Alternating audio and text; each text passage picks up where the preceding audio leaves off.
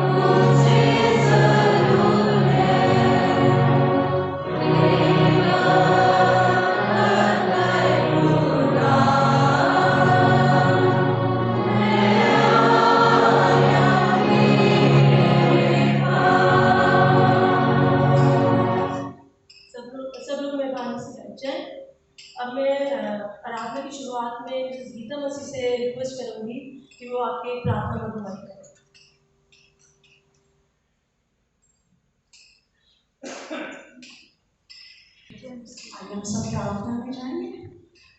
धन्यवाद धन्यवाद धन्यवाद पवित्र पवित्र अति पवित्र सेनाओं के यहोवा, राजाओं के राजा, प्रभु के प्रभु जी, हम आपका धन्यवाद देते हैं पिता इस समय के लिए पिता परमेश्वर, सुबह के लिए प्रभु जी, और अपने कलीसियाई फैमिली के लिए पिता परमेश्वर प्रभु।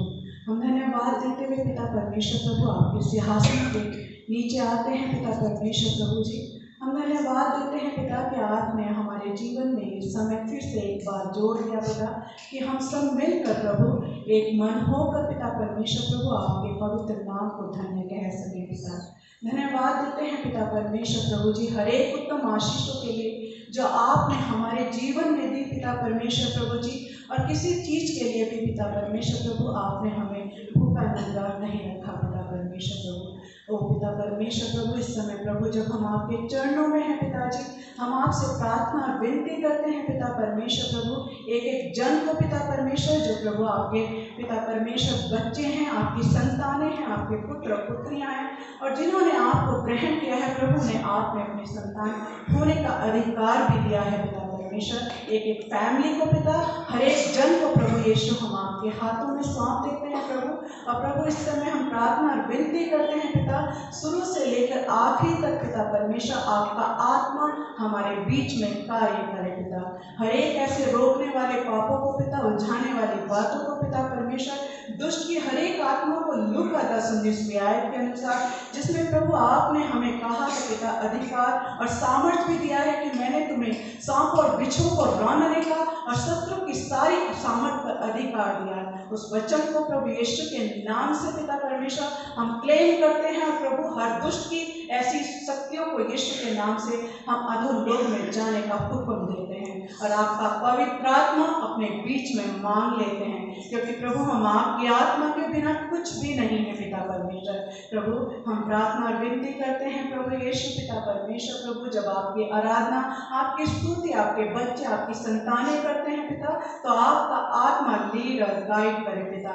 हर एक ऐसे शब्दों को पिता परमेश्वर प्रभु जो प्रभु जी इंसानी रूप से है पिता, यीशु के नाम से खंडन करते हैं पिता, और आपका आपके शब्दों को और आपकी आत्मा को अपने बीच में मांग लेते हैं पिता प्रभु जी। जैसे पिता परमेश्वर प्रभु जी डाली पिता परमेश्वर प्रभु जी दाखलता से बनी रहती है, हम भी आपसे जुड़े रहें पिता, क्योंकि सच्ची दाखलता केवल आप हैं प्रभु जी, और जो डाली आप में जुड़ी रहती है वह बहुत सा फल लेकर आती है और टिकी रहती है प्रभु। हम धन्यवाद देते हैं पिता, क्योंकि प्रभु आप हमारे प्रतिदिन का बोझ उठाने वाले परमेश्वर हैं प्रभु। आपने भजन संहिता 69 में पिता परमेश्वर 19वीं आयत में कहा है पिता परमेश्वर कि देखो मैं तुम्हारा प्रतिदिन का बोझ उठाता हूँ, मैं ही तुम्हें मृत्यु से बचाता हूँ, और मैं तुम्हारे सारे रोगों को चंगा करता हूँ। ये धन्यवाद देते हैं पिता, क्योंकि प्रभु आप प्रतिदिन हमारा बोझ उठाने वाले परमेश्वर है प्रभु। इस समय पिता परमेश्वर प्रभु जी आगे के पूरे समय को पिता परमेश्वर, हर एक कार्य को पिता परमेश्वर प्रभु,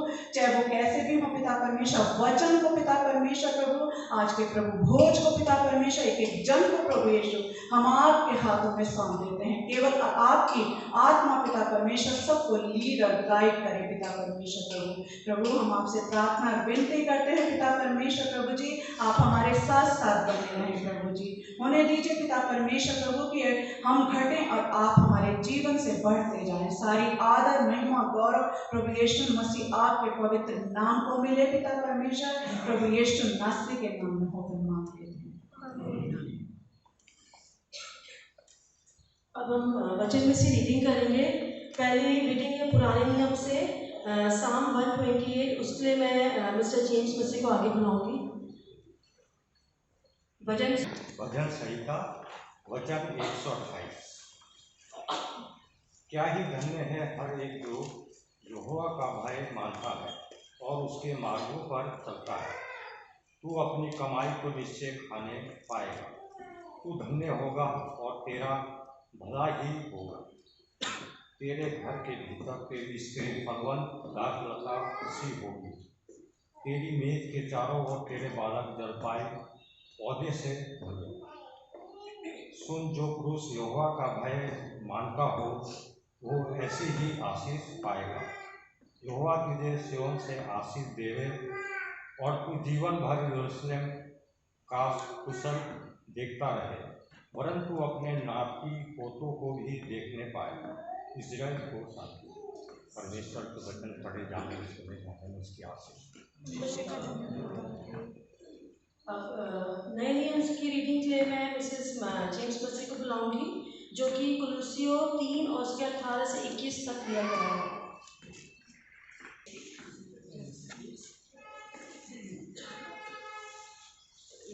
कुलुस्सियों 3 और 17 से 21 तक हम पढ़ेंगे।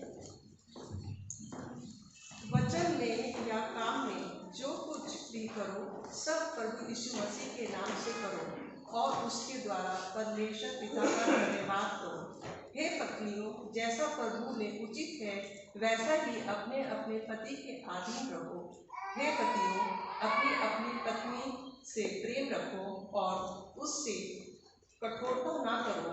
हे बालकों, सब बातों में अपने माता पिता की आज्ञा का पालन करो, क्योंकि प्रभु उससे प्रसन्न होता है।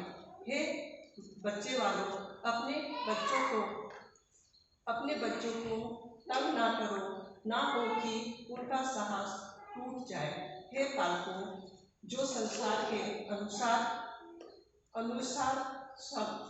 स्वभाव है, सब बातों में उनकी आज्ञा का पालन करो और मनुष्यों को प्रसन्न करने के समान दिखने के लिए नहीं, परंतु मन की सिधाई से परमेश्वर के भय से हो। खुदा के वचन पढ़े जाने में शुद्ध करने की आशीष। अब मैं अपनी यूथ से रिक्वेस्ट करूंगी कि वो प्रेज एंड वर्शिप में आगे लीड करें। खड़े होंगे और परमेश्वर की स्तुति आराधना करेंगे। शायद कि हमारा माइंड बहुत कठिनाइयों से भरा हो या हमारी ज़िंदगी में बहुत कठिनाइयाँ का सामना हम कर रहे हो, पर ये समय है कि हम खुशी मनाएं, क्योंकि परमेश्वर हमारे साथ हमेशा है और उसकी योजनाएं हमारी ज़िंदगी में हमेशा बनी रहती हैं। तो ये समय है खुशी मनाने का, और let us rejoice and give thanks to God because he is always there with us. No matter हम किस चीज़ की इस वजह से हम परेशान हो कि ज़िंदगी में क्या चल रहा हो, तो हम ये इस गाने शुरू करेंगे, खुशी खुशी मनाओ।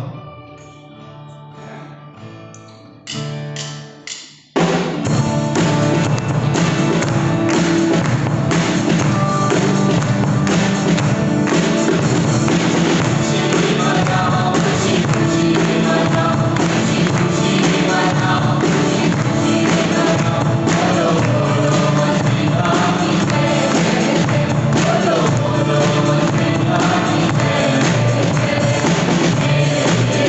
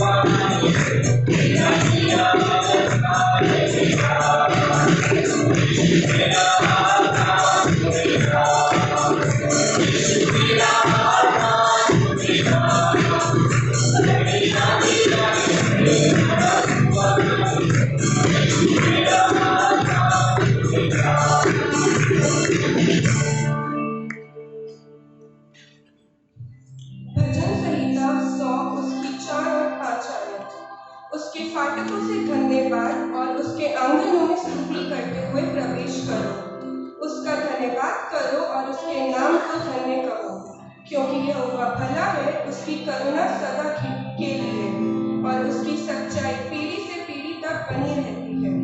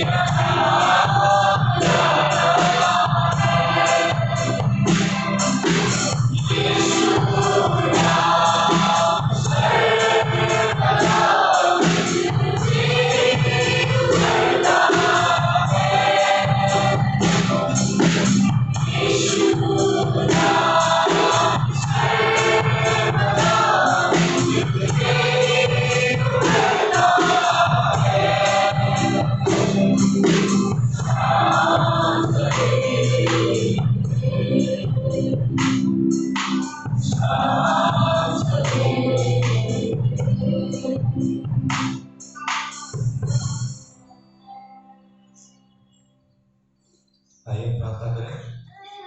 प्रभु जी धन्यवाद करते हैं परमेश्वर इस समय परमेश्वर जो आपने हमें दिया प्रभु जी की हम परमेश्वर आपके भवन में परमेश्वर पिता आपकी आराधना और स्तुति कर सके परमेश्वर पिता और परमेश्वर पिता आपके नाम को परमेश्वर हम धन्यवाद दे सके यीशु मसीह। इसके लिए हम आपका बहुत बहुत धन्यवाद करते हैं प्रभु जी।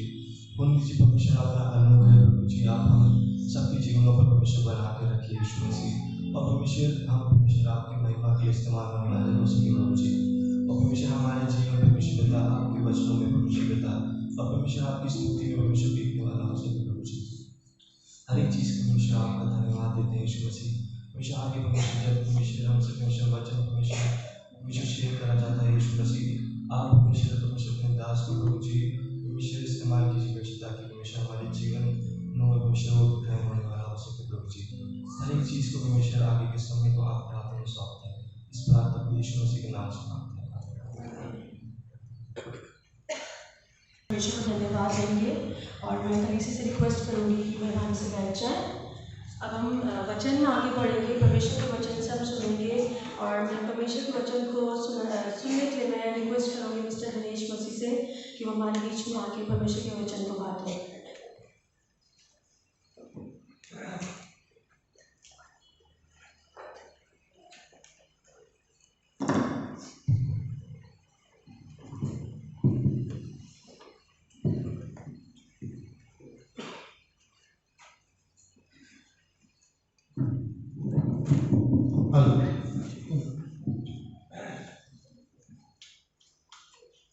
आइए हम अपने स्वरों को उस सच्चे और जीवित और पवित्र परमेश्वर की ओर दिखाएं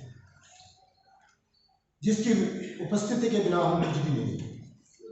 और हम धन्यवाद देते हैं प्रभु कि तूने बचपन से लेकर अब तक संभाला है हमारे जीवन को, हमारे परिवारों को, हमारी इस कलीसिया को। हम मर नहीं गए, मिट नहीं गए प्रभु सिर्फ इसलिए कि तुझसे लिपटे और छुट्टे हैं। इसलिए परमेश्वर इस सभा को आज तेरे चरणों में रखते हैं और मैं अपने आप को, अपने परिवार को, भाई साहब उनके परिवार को और जितने भी यहाँ लोग आए हैं उनको और उनके परिवारों को तेरे चरणों में रखता हूँ। वचन जो परमेश्वर है और मनुष्य उसको बोलने में असमर्थ है परमेश्वर, जब तक तेरा आत्मा का अभिषेक यहाँ पर ना हो। इसलिए प्रभु अपने दास के होठों को छूकर शुद्ध करिए और ये वचन जाए प्रभु हर एक के जीवन में, हर एक के परिवार में जाए और अंदर तक जाए और प्रभु जिस काम के लिए तू भेजने जा रहा है वो ठहरे वहां पर और तेरी मर्जी और इच्छा के अनुसार क्रिया करे और सफल होकर लौटे। आज यहाँ से कोई भी खाली हाथ ना जाए, एक भी परिवार खाली हाथ ना जाए। मैं आपसे विनती करता हूँ और आगे के सारे समय को तेरे चरणों में रखते हुए प्रार्थना यीशु के नाम से मांगता हूँ, सुनिए और कबूल कीजिए। आमीन। हालेलुया। जय मसीह की। इससे पहले कि हम वचन में जाएं, मैं चाहता हूँ वचन तभी काम करता है मेरे भाई और बहनों जब आपके पास बाइबल हो। ये परमेश्वर का वचन अगर आपके हाथ में नहीं है तो आप ना उसे सुन सकेंगे, ना पढ़ सकेंगे और ना सुन सकेंगे और वो काम भी नहीं करेगा। इसलिए मैं रिक्वेस्ट करता हूं आपसे कि जो वचन आप यहाँ से आज प्रभु का दास के द्वारा परमेश्वर का वचन बोला जाता है वो मेरा नहीं है, परमेश्वर की गंभीर वाणी है। वो बोला जाता है, उसे निकालिए, सुनिए, तब वो आपके जीवन में काम करेगा।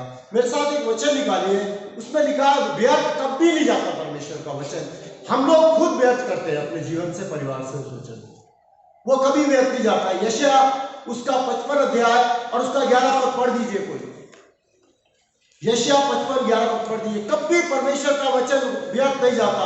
हम लोग, हमारा परिवार, हम खुद उसको व्यर्थ करते हैं। आमीन। उसी प्रकार से मेरा वचन भी होगा हाँ। जो मेरे मुख से निकलता है। आमीन, हालेलुया। देखिए क्या लिखा है, उसी प्रकार से किसका वचन? दिनेश मसीह का नहीं, परमेश्वर का वचन भी होगा जो उसके मुख से निकलता है। और वो क्या करेगा?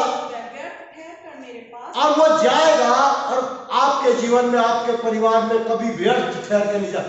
आज व्यर्थ नहीं होने वाला मेरे भाई और बहनें, आपके जीवन से, परिवार से वो व्यर्थ नहीं ठहरेगा। आमीन। व्यर्थ ठहर कर मेरे पास ना लौटेगा, परंतु जो मेरी इच्छा है उसे वह पूरी करेगा, और जिस काम के लिए मैंने उसको भेजा है वह उसे सफल करेगा। बोले आमीन। आज आपका और आपका परिवार यहाँ से सफल होकर जाने वाला है, अगर आप परमेश्वर के वचन को ग्रहण करेंगे, सुनेंगे और ग्रहण करेंगे।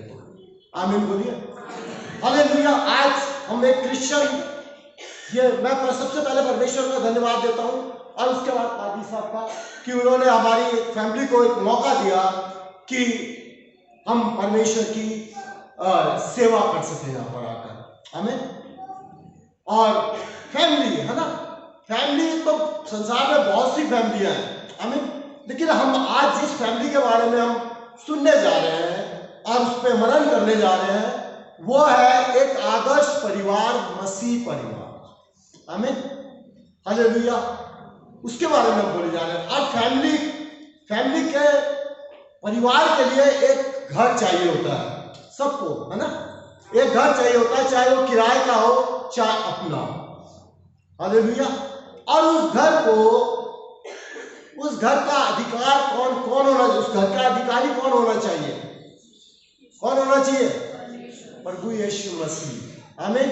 अगर उस घर का अधिकारी प्रभु यीशु मसीह नहीं है, उस घर को बनाने वाला यीशु मसीह नहीं है, उस घर में प्रभु की उपस्थिति नहीं है, उस परिवार में प्रभु की उपस्थिति नहीं है, तो सब बेकार है।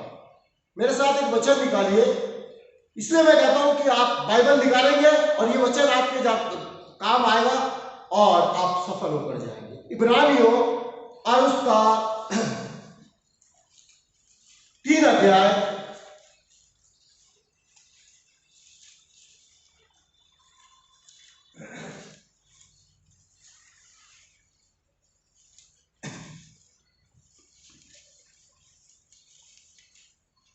और उसका 4 से 6 पद पढ़ दीजिए। कोई भी पढ़िए।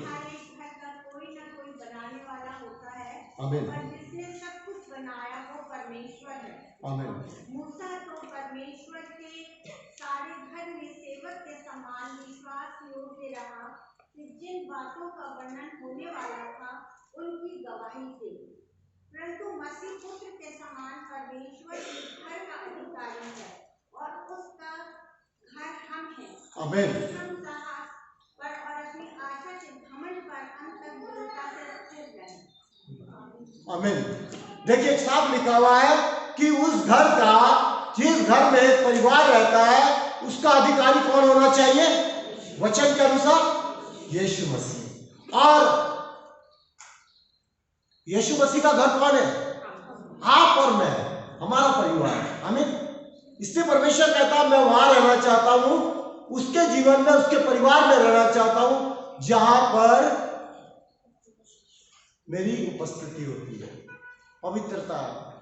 हालेलुया। इसलिए परमेश्वर ने कहा तुम मेरे मंदिर हो।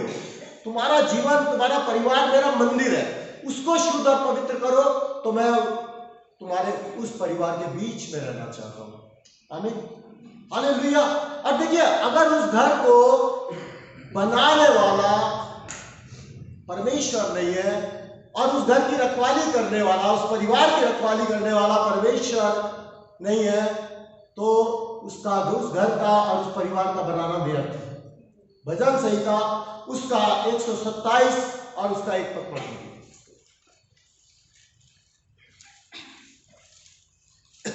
यदि घर को यहोवा न बनाए तो उसके बनाने वाले का परिश्रम व्यर्थ होगा। यदि नगर की रक्षा यहोवा न करे तो रखवाले का जागना व्यर्थ ही होगा। क्लियर है? आमीन। अगर उस परिवार को परमेश्वर ना बनाए, उस घर को ना बनाए, उस परिवार को ना बनाए, उसमें उसकी उपस्थिति ना हो, तो उस घर का बेकार है, वो घर बेकार है, वो परिवार बेकार है और उसका रखवाली भी कोई नहीं कर सकता। आमीन, हालेलुया। इसलिए परमेश्वर का वचन कहता है परिवार कितना होता है? पति पत्नी बच्चे, यानी कि 2 या 3। आमीन, 2 या 3। अब परमेश्वर का वचन कहता है मत्ती उसका 18 में क्या कहता है कि जहां 2 या 3 लोग इकट्ठे होते हैं और वहां पर दुआ होती है, प्रार्थना होती है, आराधना स्तुति होती है, तो वहां पर कौन उपस्थित होता है? यीशु मसीह। पढ़ दीजिए मत्ती 18:20। कब होती है, किसके यहाँ होती है, किस परिवार में होती है? क्योंकि जहाँ 2 या 3 मेरे नाम पर इकट्ठा होते हैं वहां मैं उनके बीच में होता हूं। बोलिए आमीन। वहां मैं उनके बीच में उपस्थित होता हूं, उसके जीवन में, उसके परिवार में। ये मैं नहीं बोल रहा, परमेश्वर का वचन बोल रहा है। आमीन। और अगर हम प्रभु हमारे बीच में नहीं है, आपको पता है अगर यहाँ परमेश्वर यीशु मसीह नहीं है, उसका आत्मा नहीं है, मैं यहाँ खड़ा नहीं हो सकता और ना मैं प्रचार कर सकता। आमीन। मैं मानता हूं कि प्रभु का आत्मा यहाँ पर है, इसलिए मैं यहाँ खड़ा हूं और प्रचार कर रहा हूं। और वो आपका ये वचन आपके जीवन में जा रहा है और आप सुन रहे हैं और आज यहाँ से सफल होकर जाएंगे जो उसको ग्रहण कर रहे हैं। इसलिए हमारे जीवन में, मसीह जीवन में, खासकर मसीह जीवन का पति कैसी होनी चाहिए, पत्नी कैसी होना चाहिए, बच्चे कैसे होने चाहिए, ये एक आदर्श परिवार होता है। अगर उसमें परमेश्वर की उपस्थिति है तो, है ना, दो घर बताए परमेश्वर, 2 परिवार बताए। आमीन। एक वो, है ना, आइए वचन से देख लेते हैं मत्ती और उसका 21 अध्याय और 13 पद। परमेश्वर क्या चाहता है, कैसा परिवार कहलाना चाहिए हमारा परिवार कैसा कहलाना चाहिए, हमारा घर कैसा कहलाना चाहिए? और उससे कहा, लिखा है मेरा घर प्रार्थना का घर कहलाएगा। आमीन बोलिए। हमारा घर, हमारा परिवार कैसा कहलाना चाहिए? जहां प्रार्थना हो, आराधना हो, क्योंकि प्रभु कहता है जहां 2 या 3 आत्मा और सच्चाई से मेरी आराधना करते हैं, मैं उनके बीच में उपस्थित हूं। इसलिए परमेश्वर उसके जीवन में, उसके परिवार में उपस्थित होता है, क्योंकि यह परमेश्वर का वचन वादा है। आमीन, हालेलुया। ऐसा हो ही नहीं सकता कि ना हो। और दूसरा उसमें लिखा हुआ है, इसी का पढ़ दीजिए, इसके नीचे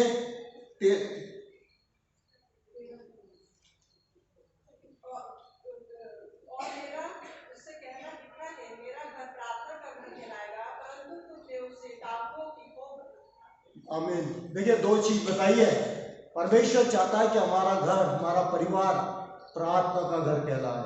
आमीन, डाकुओं की खो नहीं। आमीन, क्योंकि परमेश्वर को वो परिवार पसंद नहीं है मेरे भाई। आमीन।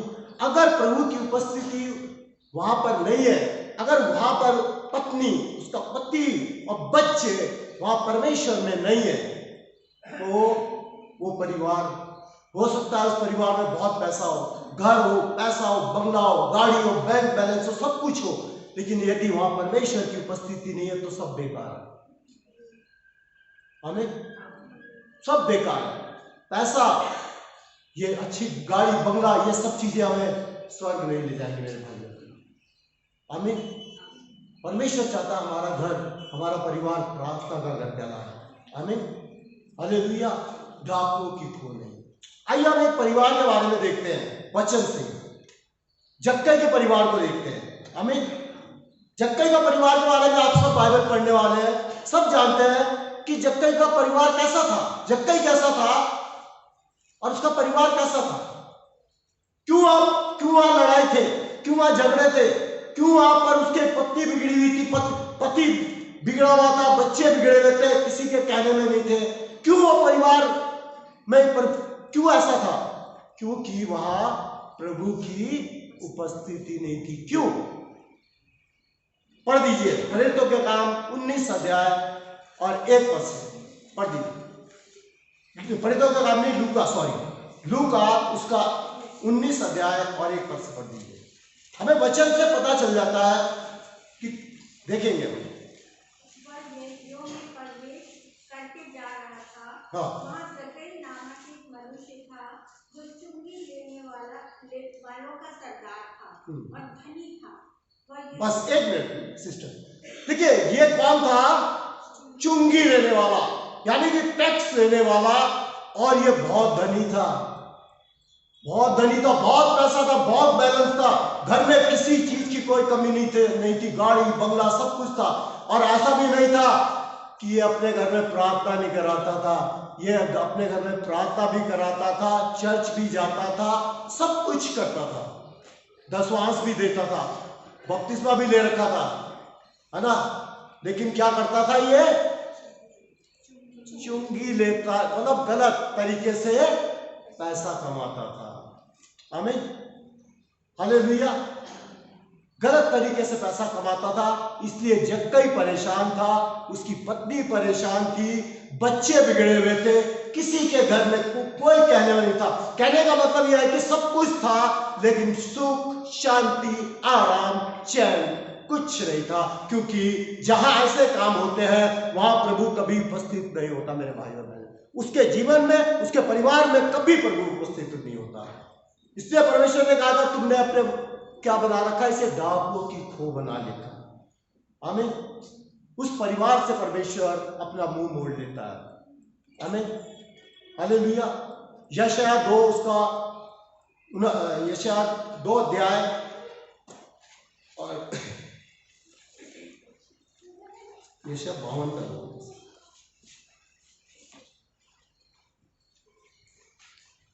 यशायाह 52 का 2 पढ़ लीजिए।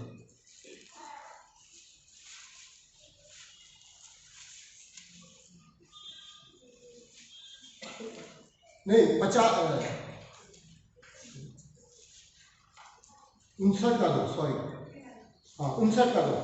परंतु तुम्हारे अधर्म के कामों ने तुमको तुम्हारे परमेश्वर से अलग कर दिया है, और तुम्हारे पापों के कारण उसका मुंह तुमसे ऐसा छिपा है कि वह नहीं सुनता।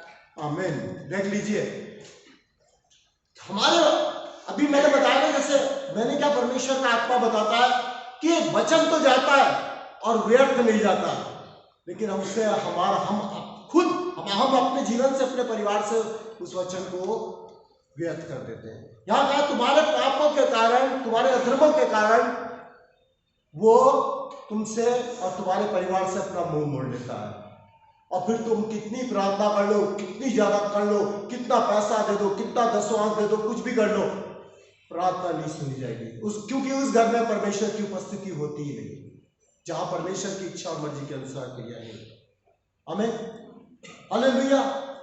इसलिए परमेश्वर ऐसा परिवार चाहता है। अब क्या करें? मेरे साथ एक चीज बताइए।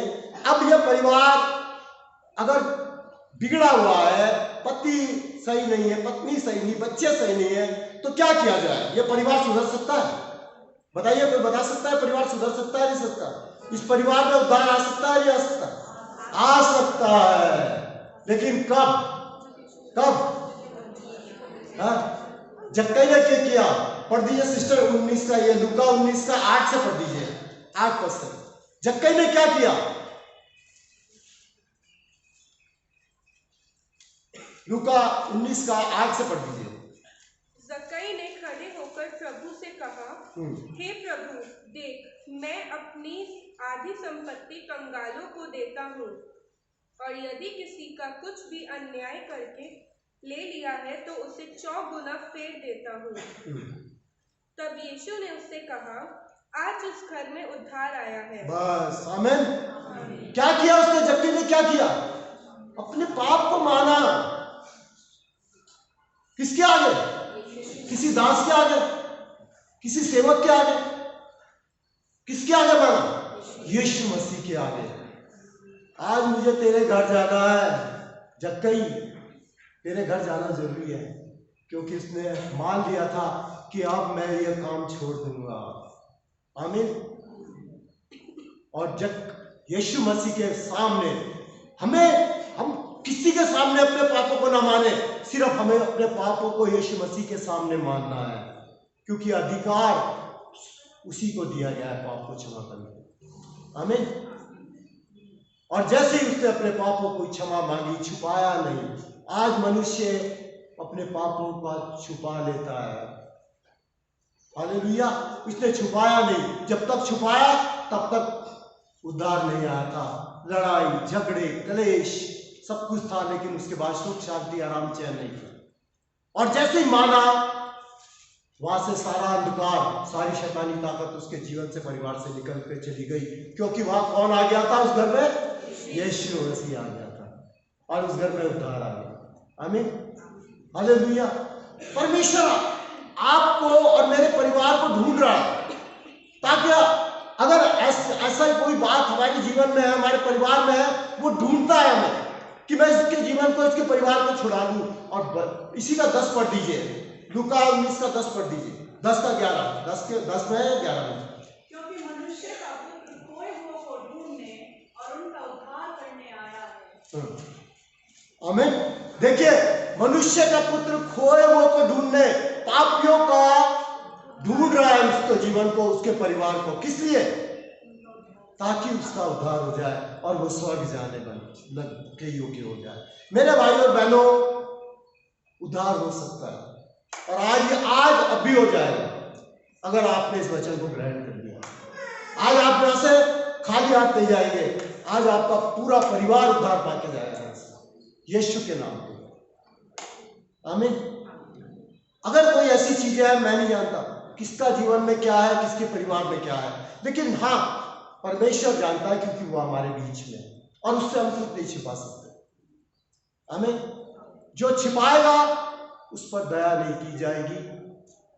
नीति वचन उसका 28 का 13 पद पढ़ दीजिए।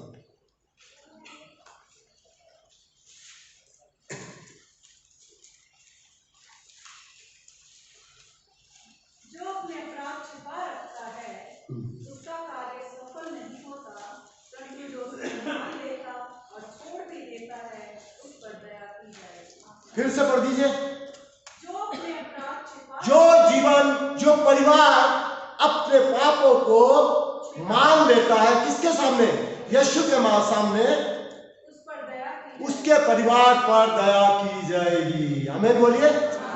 हालेलुया। लेकिन और जो अपने अपराध को छिपा रखता है उसका कार्य सफल नहीं। जो अपने परिवार, जिसका परिवार या जिसका जीवन अपने पापों को छुपा कर रखता है, परमेश्वर के सामने उजागर नहीं करता, मानता नहीं है, उसका कोई भी कार्य, मेरे चाहे संसारिक हो, शारीरिक, आत्मिक हो, कोई भी कार्य सफल नहीं होगा। मैंने वचन कह रहा हूं। आमीन। और परंतु जो उसको मान लेता है और छोड़ भी देता है उस पर दया की, उस परिवार पर और उसके जीवन पर दया की जाएगी, और आज ही की जाएगी, अभी की जाएगी, छुपाएंगे नहीं तो मेरे भाई। आमीन। अब प्रभु दया करने में देर नहीं करता, सेकंड में करता है, यदि हम मन से, दिल से मान लें। आमीन। हालेलुया। इसलिए हमें कुछ नहीं करना। कभी कभी हम सोचते हैं यीशु मसीह के चेलों को, और उसको कभी कभी यीशु मसीह की बातें कठिन लगती है, बहुत वचन कठिन लगते हैं ना, लेकिन अब मैं बताऊं भाई और बहनों, कुछ भी कठिन नहीं है, बहुत आसान है। औरों को, और लोग देखिए कहां कहां जा रहे हैं मोक्ष पाने के लिए, मुक्ति पाने के लिए, क्योंकि हमारा परमेश्वर तो कह रहा है कुछ भी मत करो, तुम जहां पर भी हो वहां बैठो और अपने पापों को मान लो, और मैं तुम्हारे पापों को क्षमा कर दूंगा। तुम्हारा परिवार का जीवन बदल जाएगा, तुम्हारा जीवन बदल जाएगा। कुछ भी नहीं करना, बहुत आसान है, लेकिन हम मनुष्य हैं, हम पाप को छुपा लेते हैं, है ना, उजागर नहीं करते। आमीन। इसलिए हम पर दया नहीं कहती, और हमारे, हो सकता है हमारे संसारिक काम बहुत सफल हो रहे हो, लेकिन आप भी काम सफल नहीं होंगे मेरे भाई और बहन, ये बता दूं। हालेलुया। देखिए, जो परिवार उद्धार, सब परमेश्वर सबके लिए, वो तो कहता है मैं पापियों के लिए ही आया हूं। हालेलुया। इस परिवार का उद्धार हो गया, जक्कई के परिवार का उद्धार हो गया, हमारा भी हो सकता है, आपका भी हो सकता है, सबका हो सकता है, चाहे वो किसी भी जाति धर्म का हो। आमीन। क्योंकि ये कौन कर सकता है? यीशु मसीह। आमीन, हालेलुया। इसलिए अब देखेंगे कि कौन सा परिवार ठीक है, लेकिन कुछ परिवार ऐसे भी होते हैं मेरे भाइयों और बहनों, जो मान लेते हैं, उधार पा लेते हैं, लेकिन कुछ होते हैं हट्टी परिवार। आमीन, हालेलुया। जो ये सोचते हैं हम जो मर्जी अपनी इच्छा मर्जी करें और हम स्वर्ग चले जाएंगे। आमीन। बहुत कठिन मुश्किल काम है। बड़े बड़े भक्त और जो बड़े बड़े अभिषिक्त हैं वो भी यही नहीं सोच पाते हैं। तो जो हट्टी परिवार है, जो सोचता है चाहे मैं कुछ भी कर लूं या कुछ भी कर लूं, तो एक चीज मैं बता दूं, वो परिवार उद्धार नहीं पाएगा, और जो उद्धार नहीं पाएगा वो स्वर्ग नहीं जा सकता। आमीन। वचन में एक जगह लिखा हुआ है, जो फिर न्याय नहीं चाहता, परमेश्वर का न्याय नहीं चाहता, यानी कि अन्याय ही करता रहेगा, वो अन्याय ही करता रहेगा। जो मलिन है, मतलब गंदगी में ही पड़ा रहना चाहता है, वो गंदगी में ही पड़ा रहेगा। आइए वचन से देख लीजिए, प्रकाशित वाक्य उसका 22 अध्याय और उसका 11 पद। जो न्याय करता है वे न्याय ही करता रहे, और जो मलिन है वे मलिन ही बना रहे, और जो धर्मी है वे धर्मी ही बना रहे, और जो पवित्र है वे पवित्र ही बना रहे। देखिए साफ लिखा हुआ है कि अगर जो परिवार अन्याय ही चाहता है वो अन्याय ही करता है, पर जो गंदगी में बना रहता है, यानी कि मलिन है, मलिन ही बना रहना चाहता है, तो वो मलिन ही बना रहा है। परमेश्वर अपना मुंह मोड़ लेता है, उसको उसके हवाले कर देता है, उस परिवार के हवाले। जाओ फिर तुम जैसा मर्जी करना है जाओ करो। पर जो धर्मी है वो धर्मी बना रहे, वो परिवार धर्मी बना रहे, पर जो पवित्र है वो पवित्र बना रहे। बोलिए आमीन। ये फैसला आपको और हमको, मुझको करना है, हमारे परिवार को करना है। आमीन। अगर स्वर्ग जाना चाहता है तो मेहनत करनी पड़ेगी, पति को भी, पत्नी को भी, बच्चों को भी। हाँ, अगर नर्क जाना चाहता है तो कोई मेहनत करने की जरूरत नहीं है मेरे भाई बहनों, बड़े आराम, कुछ भी नहीं कर, जो मर्जी करिए। हालेलुया। इसलिए आइए हम देखेंगे कि क्या जब ये परिवार उद्धार पाने के बाद, अब हमने पृथ्वी पर तो उद्धार पा लिया, हमारे परिवार ने उद्धार पा लिया, लेकिन हमें स्वर्ग भी तो जाना है, या यही रहना है? कितने लोग मानते हैं कि हम यही रहेंगे, हमारा परिवार उद्धार पाने पर? कितने लोग मानते हैं कि हम यहीं पर रहेंगे? हालेलुया। कितने लोग मानते हैं? हालेलुया।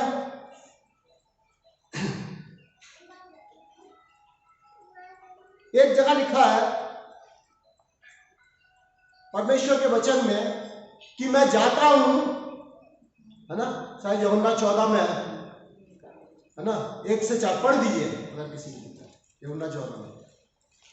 यहाँ परमेश्वर, हम लोग यहाँ पर परदेसी है, हमारा परिवार परदेसी है, यहाँ हम परमानेंट नहीं आए। कभी हम ये सोचे कि यहाँ हमारा जो घर बना लिया, सब कुछ बन गया, उद्धार भी पा लिया, अब हम यहीं बने रहेंगे, हमारा पैसा ऐसे ही रहेगा, हमारा घर ऐसे ही रहेगा, तो आप गलत सोच रहे हैं। परमेश्वर ने कुछ भेजा है, बना रखा है स्वर्ग में। आमीन। पढ़ दीजिए।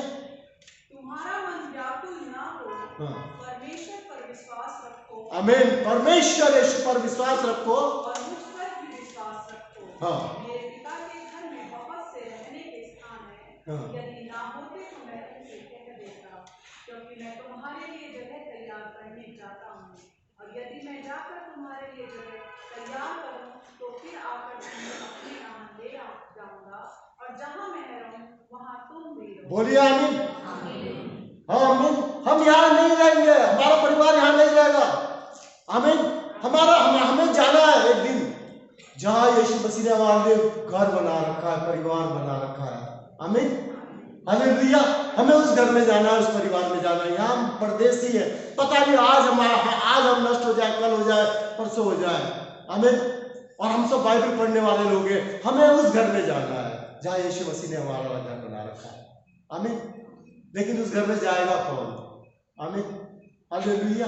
उस घर में जाएगा कौन? आइए प्रकाशित वाक्य और उसका 22 अध्याय अच्छा हाँ ये ठीक है। प्रकाशित वाक्य और उसका देखिए, इससे पहले कि मैं अब हमें आगे इससे ये वचन को पढ़ाऊं, हमें सबको क्या होना है, एक दिन क्या होना है, सबको, चाहे हमारा जीवन हमारा परिवार हो, पूरा संसार का हो, किसी भी जाति को, मरना है। मरना है कि नहीं मरना, ये सच्चाई है। और फिर मरने के बाद कहाँ जाना है, हमारा न्याय होगा। आमीन। यीशु मसीह भी मरा। मेरे साथ इब्रानियों उसका 9 अध्याय और 27 और 28 पद पढ़ दीजिए। इब्रानियों 9 अध्याय और उसका 27 और 28 पद। और जैसे मनुष्य के लिए एक बार मरना और उसके बाद न्याय का होना नित्य है। देखिए, हर एक मनुष्य को और उसके परिवार को एक बार मरना जरूरी है, और उसके बाद पढ़ दीजिए। वैसे ही मसीह भी बहुतों के पापों को उठा लेने के लिए एक बार बलिदान हुआ, और जो लोग उसकी बात जोड़ते हैं उनके उद्धार के लिए दूसरी बार बिना पाप उठाए हुए दिखाई दे। आमीन, हालेलुया। यीशु भी मरा और जिस काम के लिए वो आया था उसको पूरा किया, और आज पिता के पास दाहिने हाथ स्वर्ग में बैठा है। आमीन, हालेलुया। हमें भी मरना है, हमारे परिवार को भी मरना है और स्वर्ग जाना है, पर स्वर्ग कौन जाएगा ये भी देख लेते हैं। आमीन, हालेलुया। कौन सा परिवार स्वर्ग जाएगा वहां। हम देखिए, अभी मैं आपको बोलूं ना कि स्वर्ग कौन जाना चाहता है, सब हाथ खड़ा कर देंगे यहाँ पर। अरे हालेलुया। क्योंकि नर्क कोई भी नहीं जाना चाहता मेरे भाई बहनों। नर्क वो जगह है जो आग की झील है, सब लोग जानते हैं आग की झील है, और वहां से एक बार जो चला जाता है वापस नहीं आता मेरे भाई। और जिसके जीवन के परिवार के नाम उस पुस्तक में नहीं है, वो स्वर्ग नहीं जा सकता। आमीन। मेरे ख्याल से प्रकाशित वाक्य और उसका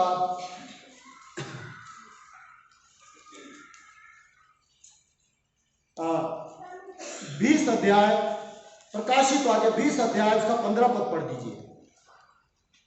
और जिस किसी का नाम जीवन के पुस्तक में लिखा हुआ ना मिला, वह आग की झील में डाला गया। बस जिस परिवार का और जिसका जीवन का नाम उस पुस्तक में नहीं मिलेगा, वो परिवार, 2 मृत्यु बताई है प्रकाशित वाक्य में। यहां तो मरेगा, पृथ्वी पर तो मरना ही मरना है उसे, नर्क में भी मृत्यु लिखी है। हमें 2 मृत्यु के बारे में बताया। अब वहां जाएगा कौन सा परिवार जाएगा, इसी का प्रकाशित वाक्य और उसका 21 का 27 पढ़ दीजिए। कौन जाएगा, कौन सा परिवार जाएगा उस परिवार में? में कोई अपवित्र वस्तु या निर्दोष काम करने वाला या झूठ या गढ़ने वाला किसी युक्ति से प्रवेश न करेगा, पर केवल वे लोग जिनके नाम मेमने के जीवन की पुस्तक में लिखे हैं। बस ऐसे काम करने वाला परिवार या कोई भी हो, चाहे वो कितना बड़ा हो, धनवान हो या अमीर हो या मजदूर हो, कोई भी हो, वो ऐसे काम करने वाला परमेश्वर के राज्य में प्रवेश नहीं करेगा।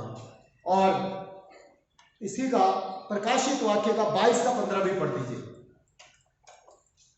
पर कुत्ते और टोने और व्यभिचारी और हत्यारे और मूर्ति पूजक और हर एक झूठ का चाहने वाला और गढ़ने वाला बाहर रहेगा। बस ऐसे काम करने वाले, चाहे उसका जीवन हो, चाहे परिवार हो, कोई भी हो, वो स्वर्ग से बाहर रहेगा। और बाहर कौन सी चीज है? 2 घर बता रखे हैं, वहां पर भी 2 परिवार है। देखिए, एक नर्क, दूसरा स्वर्ग। हमें वैसा आपको और मुझको करना है मेरे भाई, कि हम कौन से परिवार में जाना चाहते हैं। उस नर्क परमेश्वर ने हमारे लिए नहीं बनाया। हालेलुया। हमारे लिए, हमारे परिवार के लिए, खासकर मसीह आदर्श परिवारों के लिए नहीं बनाया है।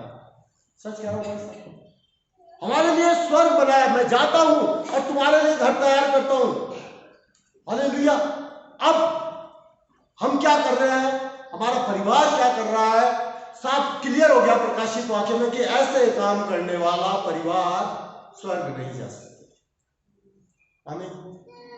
आज हमने देख लिया मेरे भाइयों ने, मुझे नहीं पता आप लोगों के समझ में आया है, बहुत सिंपल और साधारण तरीके से बताया गया और वचन से बताया गया। मैं कभी भी अपनी बुद्धि समझ का सहारा नहीं लेता, और लेऊंगा तो यहाँ खड़ा नहीं हो सकता। परमेश्वर का सच्चा वचन बो दिया गया आपको। अगर आपने इसे ग्रहण कर लिया है और इसको स्वीकार कर लिया है, तो आज आपका और आपका परिवार यहाँ से उद्धार पाके जाने वाला है यीशु मसीह के नाम में। Hallelujah, hallelujah. अब तुझको हमें करना क्या पड़ेगा, इसके लिए हमें क्या करना पड़ेगा, हमें कैसी भेंटें चढ़ानी है परमेश्वर को, हमारे जीवन को और हमारे परिवार को पर उस पवित्र और जीवित और सच्चे परमेश्वर को, ताकि वो प्रसन्न हो जाए और हमें स्वर्ग में इनवाइट करे। हमें कैसी भेंट चढ़ानी है, बस आखिरी वचन है रोमियो और उसका 12 का 1 पद पढ़ दीजिए। रोमियो 12 का 1 पद। कैसी भेंटें चाहता है हमारे जीवन से, हमारे परिवार से और हमारी सेवा से भी।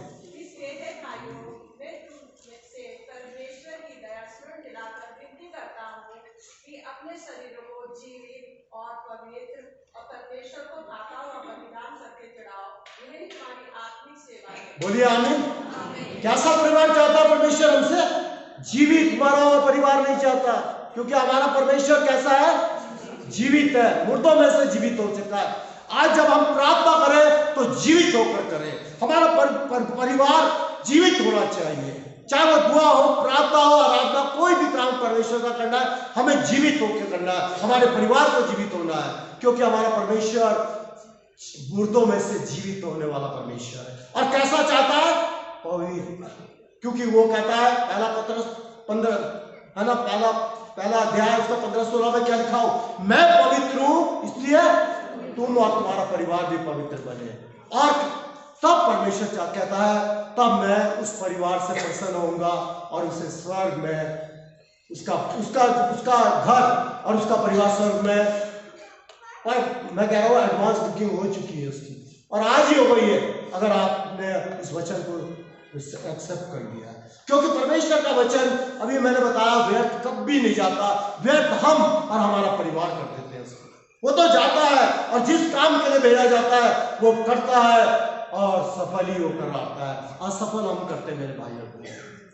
परमेश्वर इस वचन के द्वारा आपको आशीष दे। आमीन।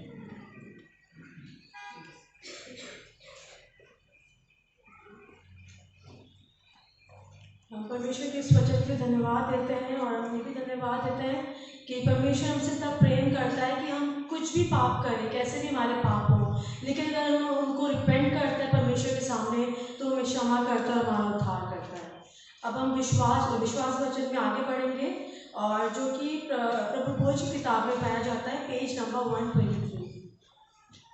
प्रभु भोज की किताब, पेज नंबर 123। हम सब खड़े हो जाएं।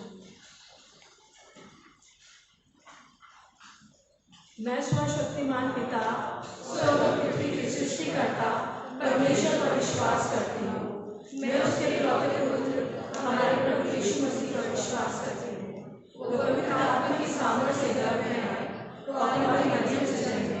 उन्होंने पैतृक पिलातुस के शासन में दुख भोगा, वो क्रूस पर चढ़ाए गए, मरे और गाड़े गए, और मृत्यु को लोक में उतरे। तीसरे दिन जी उठे, वो स्वर्ग पर चढ़ गए और पिता की दाहिनी ओर विराजमान हुए। वे जीवित और मृतकों को न्याय करने के लिए फिर आएंगे। मैं पवित्र आत्मा पर, पवित्र साधकों की कलीसिया पर, सद्गुण की संगति, पापों की क्षमा, देह के पुनरुत्थान और शाश्वत जीवन पर विश्वास करती हूँ। आमीन। हम सब बैठ जाएं। अब मैं भाई से रिक्वेस्ट करूंगी कि वो आके यहाँ पर अनाउंसमेंट बताएं।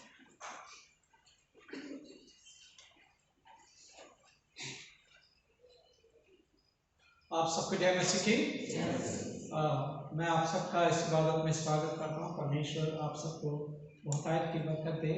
और हम लोग क्रिश्चियन होम फेस्टिवल सेलिब्रेट कर रहे हैं, और इस बार हमने क्रिश्चियन होम फेस्टिवल के लिए इबादत में भी क्रिश्चियन होम को कहा है कि वो आए और अपने पूरे परिवार का इन्वॉल्वमेंट करें। और बहुत अच्छा लगा मिस्टर दिनेश मसीह और उनका पूरा परिवार और मिस्टर जेम्स मसीह और उनका पूरा परिवार जो है यहाँ पे एक्टिवली इन्वॉल्व रहा। और मैं हृदय से धन्यवाद देना चाहता हूँ।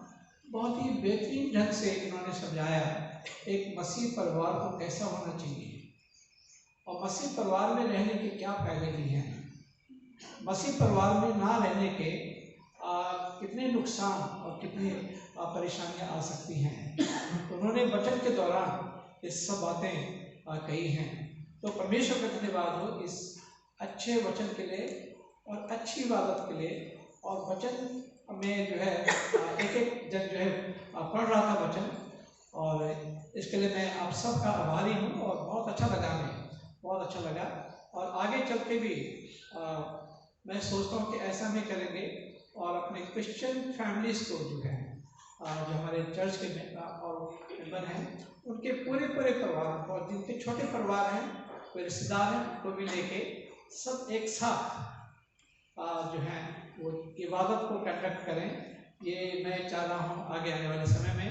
और ब्रदर विजय एजेकर और हम दोनों ने बैठ के ये इस बात के ऊपर मैं पॉन्डर किया, सोचा, और ये परमेश्वर का धन्यवाद हो इस बात के लिए।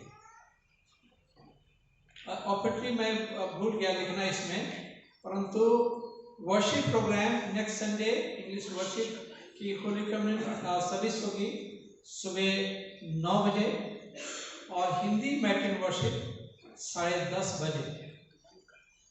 पास्टर कमेटी की मीटिंग होगी नेक्स्ट संडे को पास्टर कमेटी की मीटिंग होगी चर्च सर्विस के बाद इमीडिएटली आफ्टर वर्शिप। यहाँ पे जो पास्टर कमेटी की मीटिंग होगी।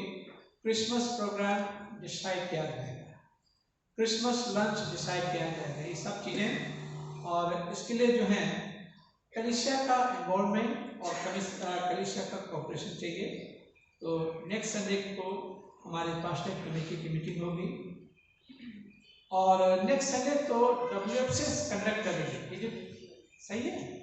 हाँ, नेक्स्ट संडे WFCS कंडक्ट करेगी वर्शिप को। और चिल्ड्रंस डे भी है, तो 14 तारीख का चिल्ड्रन डे पड़ रहा है, तो इसलिए पहले ही संडे के साथ ये चिल्ड्रंस डे भी सेलिब्रेट किया जाएगा। और Sunday school teachers Sunday school के बच्चों के लिए सब कुछ करना मांगते हैं, तो ये परमेश्वर का धन्यवाद हो कि हम उस दिन चिल्ड्रंस डे भी सेलिब्रेट करेंगे। फिर थर्ड संडे को मैंने किसी और फैमिली को मैंने कहा है, तो ये अच्छा रहेगा। तो आज WFCS ने जो है स्टॉल लगा रखी हैं, मोमोज हैं और कुछ इयररिंग बना रखी, पता नहीं क्या क्या बना रखा है, और ये सब है और आप ऑन पेमेंट उसे खरीद सकते हैं। मैं रिक्वेस्ट करूँगा कि WFCS से कि अगर हर संडे टी एंड रिफ्रेशमेंट का इंतजाम करते हैं ऑन पेमेंट, तो यहाँ पे लोग आ सकते हैं और आपकी WFCS में भी फंड बनेगा, उसे आप प्रभु का और भी काम कर सकते हैं। अगर हर संडे यहाँ पे टी रिफ्रेशमेंट होता है, कुछ करते हैं ऑन पेमेंट में, ये भी बहुत अच्छी बात होगी। तो और मैं चाहता हूँ कि WFCS में और लोग अपना इन्वॉल्वमेंट करें, क्योंकि कलीसिया की जितनी महिलाएं होती हैं वो सारी के सारी WFCS के मेंबर बन सकते हैं and they should take actively part. जरूरी नहीं कि आप ऑफिस बेरर बने, आप बिना ऑफिस बेरर के भी WFCS में रह के एक्टिवली इन्वॉल्व हो सकते हैं और सेवा कर सकते हैं, ये सेवा है। तो मैं दूसरी गिरजों में जहाँ पे मैं था और WFCS जो है सुबह आके ऑल्टर को भी सजाते थे, ऑल्टर को फ्लावर वगैरह सब कुछ वो सजाते थे। तो ये और जो भी काम होते थे ये WFCS करते थे। उसके बाद चाय रिफ्रेशमेंट का इंतजाम होता था और बहुत ही अच्छा लगता था। पॉटलक लंच भी होता था और मैं आप लोगों से रिक्वेस्ट करूँगा जब पॉटलक लंच होगा क्रिसमस के दौरान, आप लोग उसमें इनिशिएटिव लें, बहुत अच्छा रहेगा। और इससे फेलोशिप होती है और कुछ नहीं होता, फेलोशिप होती है और हम बैठते हैं, बातचीत करते हैं। हमारे पास पूरे हफ्ते भर टाइम नहीं रहता एक दूसरे से बातचीत करने का, सिर्फ व्हाट्सएप पे करते हैं, तो उससे नज़दीकियाँ उतनी नहीं बढ़ती है। ये है गुड मॉर्निंग गुड इवनिंग हो जाता है और उतनी ज़्यादा नज़दीकियाँ नहीं बढ़ती जितना ज़्यादा हम बैठ के फेलोशिप करते हैं और एक दूसरे के साथ शेयर करते हैं। तो ये भी बहुत अच्छी बात है। तो कृपया करके चर्च सर्विस जब होती है, ख़त्म होती है, तो इंतज़ाम कुछ किया गया है, ऑन पेमेंट आप उसे ले सकते हैं। संडे स्कूल के बच्चों की क्रिसमस की तैयारियां हो रही हैं और आप अपने बच्चों को अभी से भेजें, तो बाद में लोगों को हर्ट होता है, बच्चों को हर्ट होता है कि उन्हें कुछ नहीं मिला। क्योंकि जो बच्चे रेगुलर संडे स्कूल में आते हैं, ये उनके लिए होता है, रेगुलर संडे स्कूल में आते हैं, उन्हें पार्टिसिपेट करने के लिए कहा जाता है। और ये इसलिए होता है ताकि आगे चल के आपके बच्चे बहुत बेहतरीन निकले और आपके लिए आशीष का काम बने, कलीसिया के लिए आशीष का काम बने। इसलिए संडे स्कूल में बच्चों को जरूर भेजें और अपने आप भी चर्च में आए, रेगुलर चर्च में आए। अगर आशीष नहीं पाना चाहते हैं, तो मुझे एक लड़के की बात बहुत अच्छी लगी, कहने लगे अंकल आपको डेली एक्सरसाइज करनी चाहिए, डेली आना चाहिए आपको वो करने के लिए। तो मैंने कहा बेटा टाइम नहीं मिलता। बोला बाद में आप टाइम ढूंढते रहेंगे, आपको टाइम नहीं मिलेगा, आपको टाइम मिलेगा ही नहीं। एक थे वो बीमारी के बिस्तर पे थे और कभी चर्च नहीं आते थे, पहले जब ठीक ठाक थे चर्च नहीं आते थे। फिर कहते थे पादरी साहब दुआ करिए कि मैं ठीक हो जाऊँ, फिर मैं रेगुलर चर्च जाऊँगा। तो वो टाइम नहीं आया, वो कभी चर्च नहीं आ पाया। तो जब मौका मिला है चर्च रेगुलर आए। आशीष का देने वाला प्रभु है और परिवार को संभालने वाला प्रभु है, तरक्की देने वाला प्रभु है, ज्ञान देने वाला प्रभु है, विजडम देने वाला प्रभु है। इसलिए आप लोग चर्च में आए। ये व्हाट्सएप में जो है आपको जो है सर्विस जाती हैं, कई लोग भेज देते हैं, वो फर्क चीज़ है, वो अलग आप मौका मिले अब आप देख सकते हैं, परंतु चर्च में आना बहुत ज़रूरी है। जो ऑनलाइन देखते हैं, आपकी संडे की ऑफरिंग का है, आप ऑनलाइन अपना मंथली सब्सक्रिप्शन तो भेज देते हैं। जो ऑनलाइन जो आपकी जो है संडे की ऑफरिंग होनी चाहिए, वो कहाँ है? नहीं आती है। इसलिए संडे को चर्च आना चाहिए, इबादत में शरीक होना चाहिए। बाकी आप चाहे कितनी इबादतें देख लें, बहुत अच्छी बात है। तो और ये परमेश्वर का धन्यवाद हो कि कर्नल संजय वॉशिंगटन की बेटी और मिसेस रजनी वॉशिंगटन की बेटी, दोनों उनकी बेटी को कमीशन मिला है, आर्मी में चली गई है और कमीशन मिला है और आसाम की तरफ उनकी पोस्टिंग हुई है और वो जो है लेफ्टिनेंट बन गई है। तो बहुत अच्छी बात है, हमारे क्रिश्चियन बच्चे ऐसा करते हैं तो अपने समाज के लिए, अपने चर्च के लिए, अपने समाज के लिए, अपने देश के लिए काम कर सकते हैं। और ये हमारे लिए बड़ी गर्व की बात है कि बच्चे जो हैं तरक्की करें। मैं तो चाहता हूँ हमारे बच्चे, कलीसिया के बच्चे सिविल सर्विसेज में जाएं और मेडिकल में जाएं, और इसके लिए पहले से मेंटल लेवल तैयार करना पड़ता है इन सब चीज़ों के लिए, और ताकि जो इन जगहों पे आप लोग जा सकें। पेरेंट्स का इन्वॉल्वमेंट होता है, पेरेंट्स इन चीज़ों के लिए करते हैं, तो ये बहुत ज़रूरी बात है। तो परमेश्वर का धन्यवाद हो। पलक आई हुई है क्या? आप आगे आ जाइए बेटा, पहले तो हम आपके लिए दुआ कर लें, फिर तैयार रहिए। अगर किसी का बर्थडे या वेडिंग एनिवर्सरी है तो वो लोग भी आप आगे आ सकते हैं, उनके लिए भी मैं प्रार्थना कर सकता हूँ। पहले तो हम आपको मुबारकबादी देना मांगते हैं कि बहुत अच्छा स्टेप आपने लिया। मैंने कभी नहीं सोचा था कि प्लग जो है, अब मैं सोचता था किसी उसमें और मॉडलिंग के लिए या किसी और चीज़ के लिए या किसी फिल्म वगैरह में जाएगी, परंतु ये ज़्यादातर आर्मी ऑफिसर्स के बच्चे जाते हैं, परंतु आपने आर्मी में जाने की सोची, ये बहुत अच्छी बात है। तो परमेश्वर आपको आशीष देने वाला प्रार्थना करें। अनुग्रहकारी पिता परमेश्वर, हम इस समय आपके कदमों में आते हैं और हृदय से धन्यवाद देना चाहते हैं आप अलग के लिए, इनके प्यारे जीवन के लिए। इन्होंने अपने पापा से इंस्पिरेशन लिया, उस माहौल में रह के ये इंस्पायर्ड हुए और इन्होंने ये कदम उठाया कि आर्म फोर्सेस को ज्वाइन करेंगे। हम धन्यवाद देना चाहते पिता इनके प्यारे जीवन के लिए, और इन्होंने देश के लिए सोचा कि ये जाएं और सेवा करें। तो मेरी प्रार्थना इस बेटी के साथ हो, आप इन्हें तरक्की दें, बहुत आगे बढ़ाएं, इन्हें अच्छी सेहत देना मेरे को, और अपने समाज के लिए और अपनी कम्युनिटी के लिए, अपने मुल्क के लिए, एक जो है अपने परिवार के लिए एक आदर्श बने और अपने मुल्क के लिए एक गर्व का काम कर सके मेरे प्रभु। हर समय प्रभु मैं मेरी प्रार्थना है कि आप इन्हें सुरक्षा प्रदान करें, जहाँ भी बॉर्डर एरिया में जहाँ भी रहती हैं और सीखती हैं, होने दे कि वहाँ प्रभु आपकी उपस्थिति इनके साथ हमेशा बनी रहे। इस दुआ को सुनना कबूल कर आपके बेटे प्रभु यीशु के नाम से आमीन।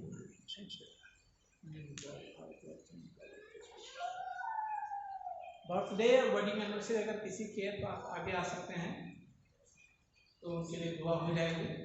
नहीं है ओके।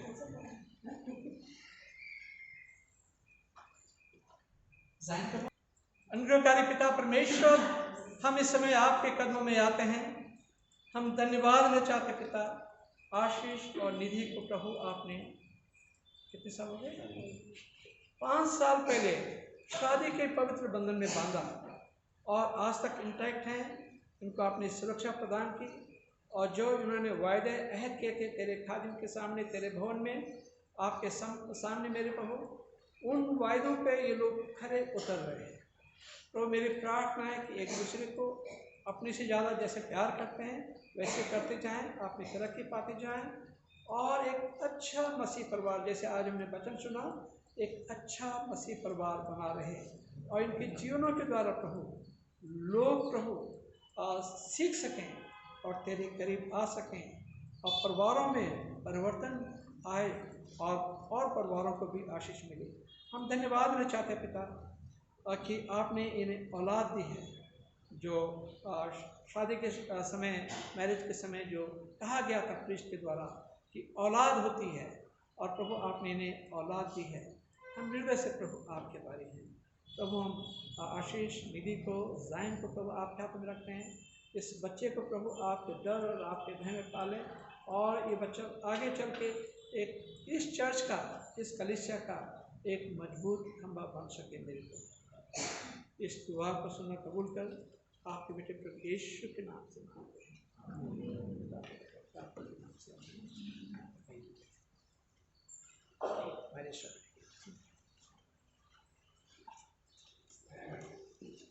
तो हम दुआ में जाएंगे और दुआ हम लोग जो बीमार हैं उन लोगों के लिए प्रार्थना करेंगे। और ख़ास करके मैं धन्यवाद देना चाहता हूँ सबसे पहले मिस्टर मिसिस ग्रीन जो हैं, आपने वहाँ अमेरिका से वापस लौट आए और एकदम से अपनी उन्होंने सेवा प्रारंभ कर ली है, तो इसके लिए मैं परमेश्वर का धन्यवाद देना चाहता हूँ। इतनी खुशी हुई हम लोगों को जब ये आए, तो कोई अंदाज़ा नहीं कर सकते थे कितने खुश लोग हुए। ये परमेश्वर का धन्यवाद है कि आप आ गए हैं और जॉय और वो सब ठीक हैं, यहाँ पे भी सब ठीक ठाक थे। ये परमेश्वर का धन्यवाद है इस बात के लिए। हम प्रार्थना करें मिस्टर जेम्स बरकत मसीह के लिए, और जब हम उनके लिए प्रार्थना करते हैं उनकी पत्नी के लिए प्रार्थना करें, क्योंकि पत्नी जो है देखभाल करती है।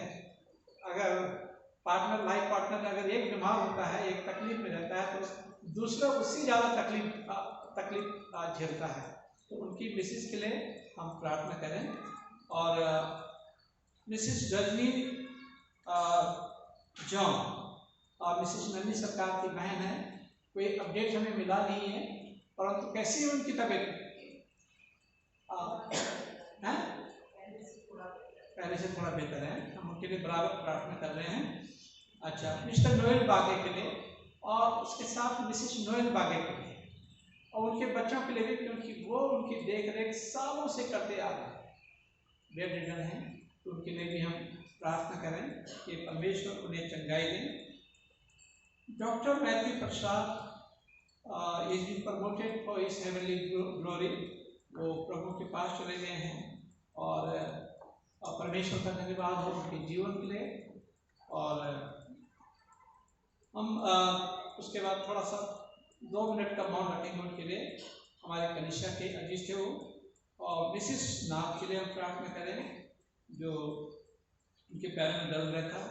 और कल मैंने व्हाट्सएप देखा तो शेरोना डे ने भी लिखा कि वो उन्हें खांसी जुकाम पाए जो भी हो रहा है, ये सब हो रहा है, ये आजकल हो रहा है, तो इनके लिए हम प्रार्थना करें। सीनियर मिस्टर डे के लिए भी विंटर में उनको तकलीफ हो जाती है, उनके लिए भी हम प्रार्थना करें। तो सबसे पहले हम 2 मिनट का मौन रखेंगे, 1 मिनट का मौन रखेंगे। जमायत में बड़ी सबकी जगह खड़ी हुई है, दुआ में जाएंगे। और मैं रिक्वेस्ट करूँगा कर्नल संजय वॉशिंगटन से कि आएँ और इन लोगों के लिए प्रार्थना करें। जमायत में बड़ी से बैठते हैं, काइंडली बी सीटेड।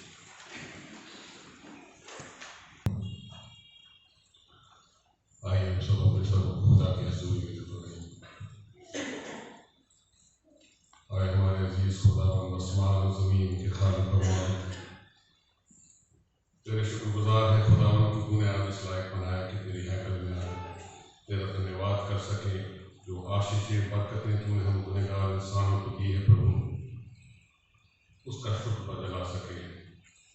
और तूने जिंदगी ज़मीन पर हमें रखा, इसका शुक्र तुझे करा सके। परमेश्वर धन्यवाद करते हैं परमेश्वर जिंदगी की सारी नियामतों के लिए जो तूने हम सब हर एक बंदे को दिया। परमेश्वर तेरा शुक्र हो परमेश्वर, धन्यवाद करते हैं।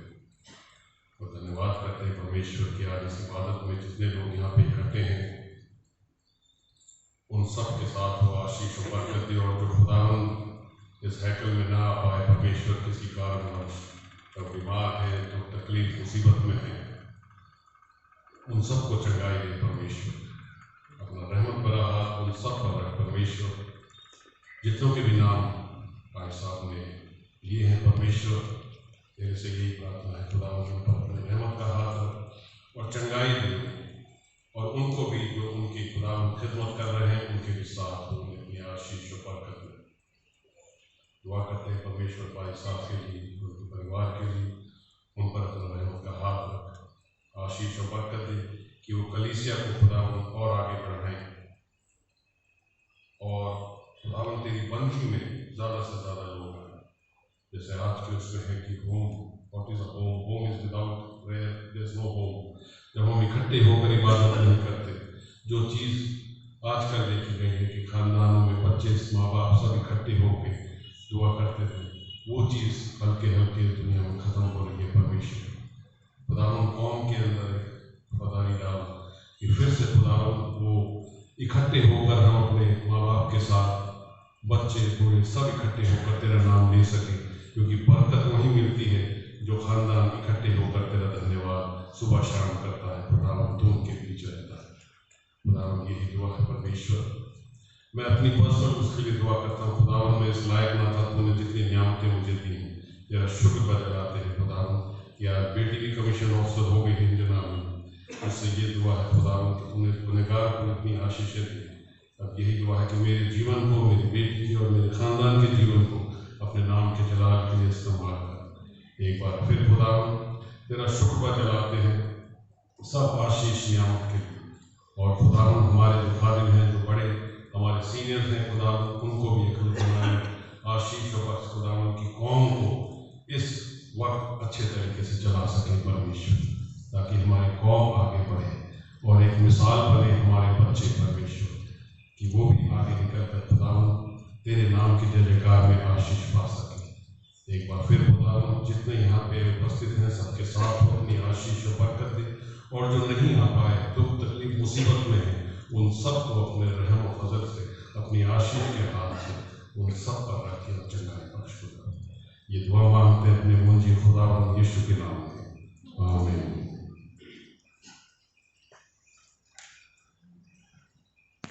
और उस गीत के द्वारा हम आगे भी लेंगे। हिंदी गीत की किताब में नंबर है 379। हिंदी गीत की किताब सॉन्ग नंबर 379।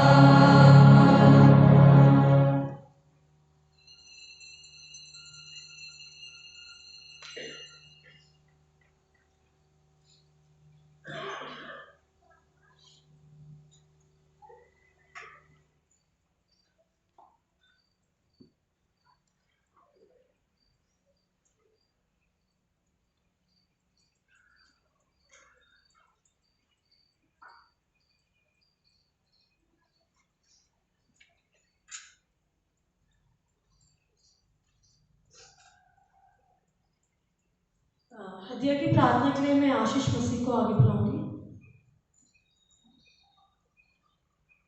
बच्चों ने आपके लिए भवन में जो दिया है प्रभु, हम धन्यवाद देते हैं कि जो उनकी अच्छी कमाई में से प्रभु, उनकी मेहनत की कमाई में से जब आपके भवन में आता है प्रभु, और प्रभु आप एक गिवर हैं प्रभु, आपने इस दुनिया को दिया है प्रभु, आपने अपने बेटे को हमारे लिए दिया है प्रभु, हमें भी देना सिखाए प्रभु। अगर हमारी गिविंग उतनी नहीं है प्रभु, हमें देना सिखाएं प्रभु, हमें उस प्रिंसिपल को सिखाएं जो प्रभु आपने रचा है प्रभु, आपने जो स्वर्गीय ये प्रिंसिपल रचा है जो जिसका नाम है देना प्रभु, हमें वो सिखाएं प्रभु। और इस प्रिंसिपल के द्वारा प्रभु हम आपके भंडारों को की आशीषों को सीखने वाले हो सके प्रभु। जब ये दान प्रभु आपके भवन में आता है प्रभु, तो इस पे 10 गुना और 100 गुना आशीष प्रभु उनके देने वालों को दी जाए प्रभु, हम ये प्रार्थना करते हैं प्रभु। और जो ये इस्तेमाल होता है प्रभु आपके भवन या फिर आगे के कार्यों में प्रभु, वहाँ पर भी प्रभु ये जाकर प्रभु अपना मकसद को पूरा करने वाला हो सके। इस प्रार्थना को हम यीशु मसीह के सामर्थी नाम से मांग लेते हैं। अब आगे की सर्विस को मैं ब्रदर विजय आगे करके आपको देती हूँ।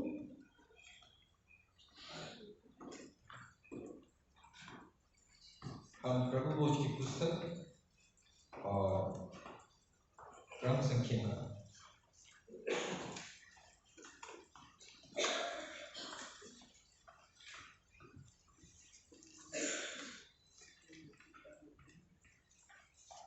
17 में जाएंगे। पापनिका पृष्ठ 129 क्रम संख्या 17 पापनिका। प्रिय भाइयों और बहनों, हमारे प्रभु यीशु मसीह कहते हैं, हमारा प्रभु परमेश्वर ही एकमात्र प्रभु है। तो प्रभु अपने परमेश्वर को अपने संपूर्ण हृदय, संपूर्ण प्राण, संपूर्ण बुद्धि और संपूर्ण शक्ति से प्रेम करो।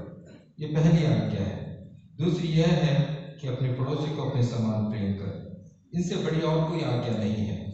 परमेश्वर ने संसार से ऐसा प्रेम किया कि उसने अपना इकलौता पुत्र प्रभु यीशु मसीह दे दिया कि वे हमें पापों से बचाए, स्वर्ग में हमारे लिए निवेदन करे और हमें शाश्वत जीवन में पहुंचाए। इसलिए हम पश्चाताप और विश्वास के साथ अपने पापों को स्वीकार करें। हम परमेश्वर की कृपा से उसकी आज्ञाओं का पालन करने का और सब लोगों के साथ मेल मिलाप और प्रेम से रहने का पक्का संकल्प करें। क्रम संख्या 19 हम साथ साथ बोलेंगे। हे सर्वशक्तिमान परमेश्वर, हमारा हमने आपके विरुद्ध पाप किया है। हमने अपनी अज्ञानता और जानबूझकर भी बुराई की है और बुराई करने में असफल रहे हैं। इन सब पापों के लिए हम सचमुच किए हैं और अंतकरण से पश्चाताप करते हैं। आपके पुत्र यीशु मसीह ने हमारे लिए अपने प्राण दिए। उन्हीं के कारण हमने जो पाप किए हैं उनको क्षमा कीजिए और ये वर दीजिए कि भविष्य में नया जीवन पाकर सदा आपकी सेवा करें, ताकि आपके पवित्र नाम की महिमा हो। आमीन। सर्वशक्तिमान परमेश्वर उन सब को क्षमा करते हैं जो एक दूसरे को क्षमा करते और सच्चा पश्चाताप करते हैं। वो आप सब पर दया करें, आप सबके पापों को क्षमा करें, उनसे आपको छुटकारा दे, सब बड़े काम में आपको स्थिर और सबल करें, शाश्वत जीवन में बनाए रखें, हमारे यीशु मसीह के द्वारा, प्रभु यीशु मसीह के द्वारा। आमीन। परमेश्वर का धन्यवाद। हम पीस को एक दूसरे के साथ पास करेंगे और हाथ मिलाएंगे, और अगर मिला सकते हैं शांति इबादत के लिए। हम सब मिलकर मसीह के देह हैं। हम सब ने एक आत्मा के द्वारा एक देह में बपतिस्मा लिया है। हम ऐसे कार्य में शामिल रहेंगे, शांति मिलती है, एक दूसरे का निर्माण होता है। प्रभु की शांति सदा आपके साथ बनी रहे। आपके साथ बनी रहे।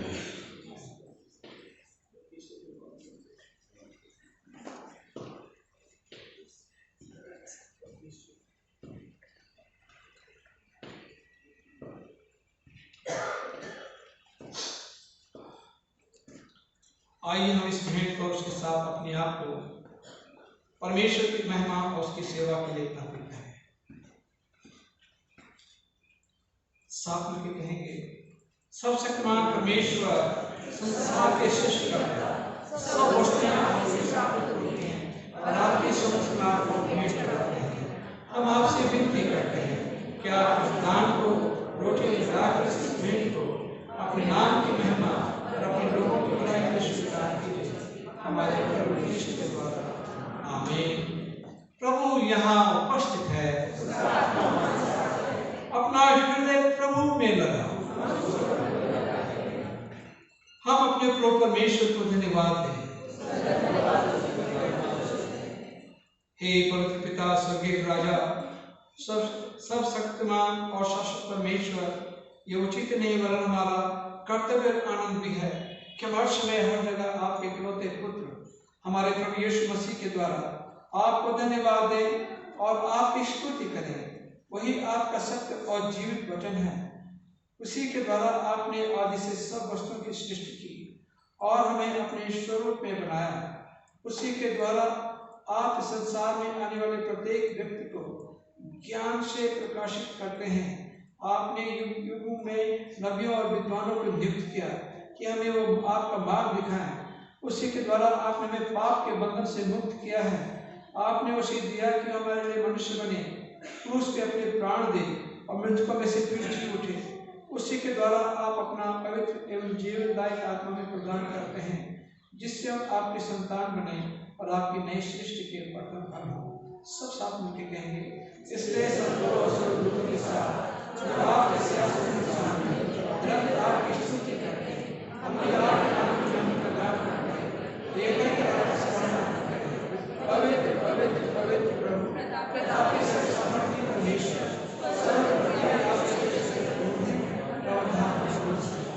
जमात मेहरबानी से घुटना टेक लें या बैठ जाएं।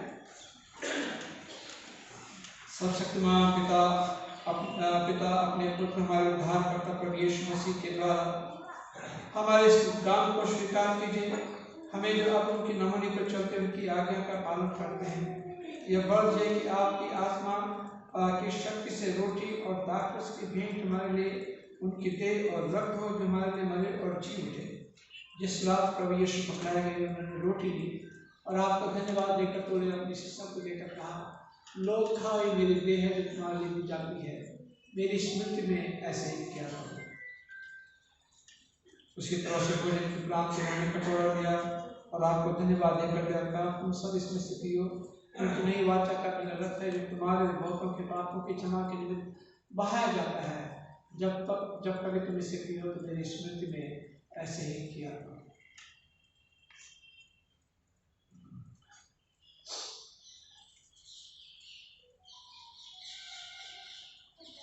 इसलिए स्वर्गीय पिता आपके पुत्र की स्मृति में इस रोटी और इस दाखरस के अनुष्ठान के लिए अलग करते हैं।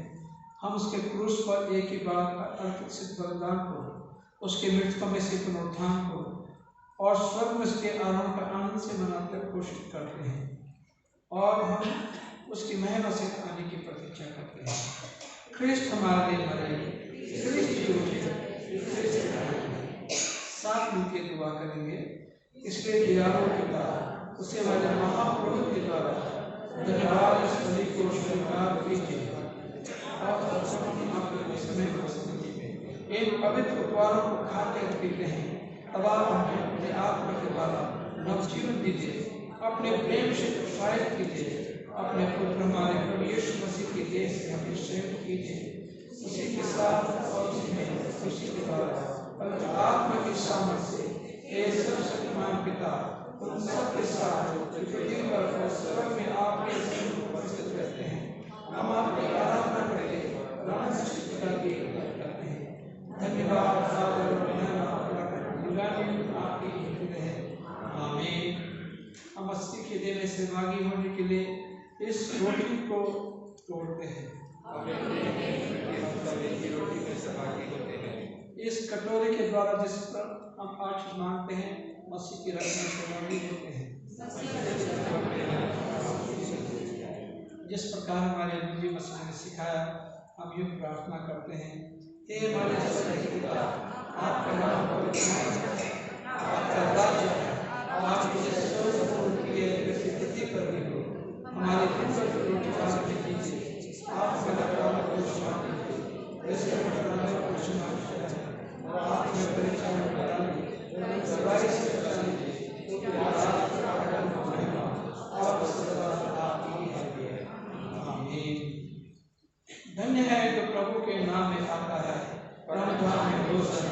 हे यीशु परमेश्वर के प्रेम ने हम पर दया कीजिए।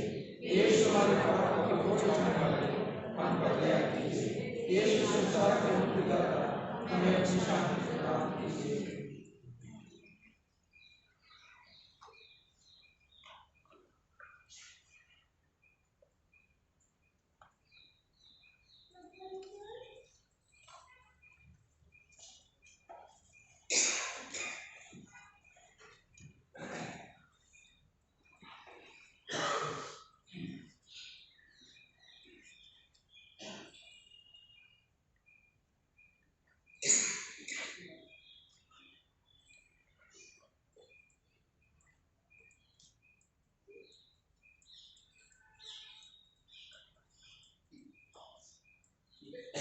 विश्वास के साथ पास आ हमारे प्रभु यीशु की देखो जो उन्होंने तुम्हारे दी, उनके रक्त जो उन्होंने तुम्हारे बहाया।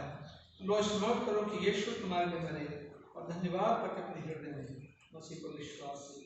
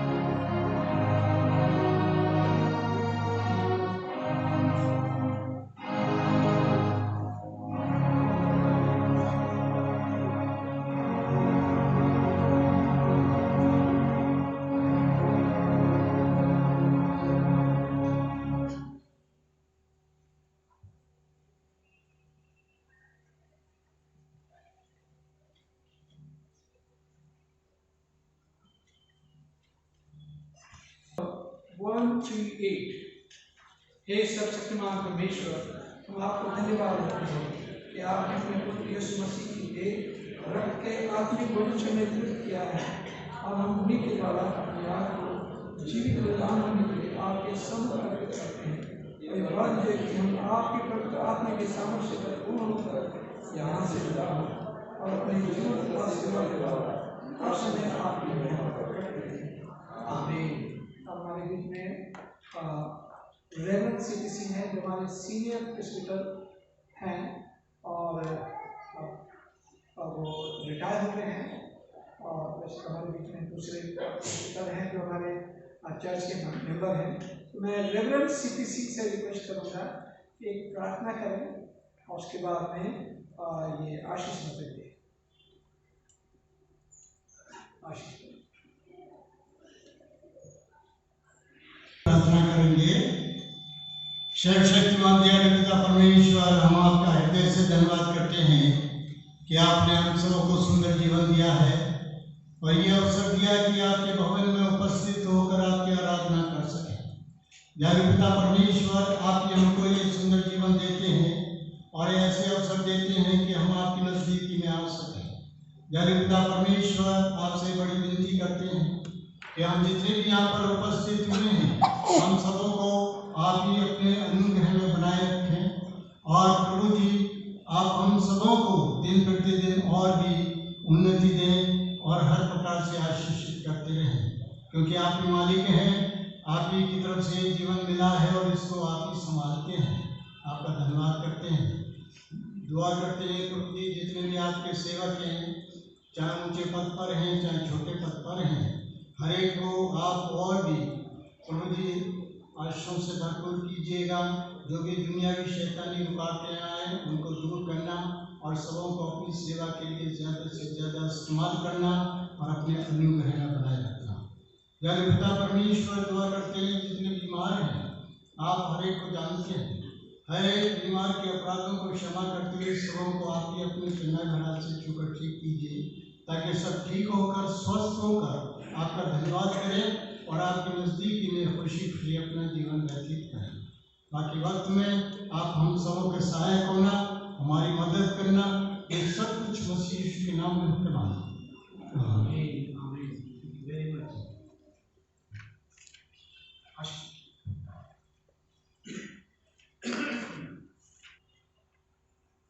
परमेश्वर की शांति जो सारी समझ से परे है, परमेश्वर के और उसके पुत्र हमारे प्रभु यीशु ख्रिस्त के ज्ञान और प्रेम में आपको आपके हृदय को सुरक्षित रखे और सर्वशक्तिमान परमेश्वर पिता, पुत्र और पवित्र आत्मा की आशीष आप सबके साथ हो और आपके साथ हमेशा बनी रहे।